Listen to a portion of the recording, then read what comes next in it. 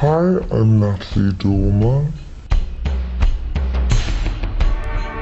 I genuinely can't remember the first time I was recognised in the street, but it's happening increasingly now these days. Now people know I'm blonde. The first time I was followed by was probably around the time of the Olympics, which is a couple of years ago now.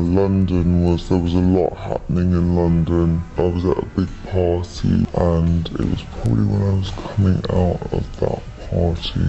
That was the first time I got packed, and I was like, oh, aren't you here for Mo Farah? The first big purchase I ever made after I started working as a performer was I loved that car. But I sold her because I spend so much time away from home now.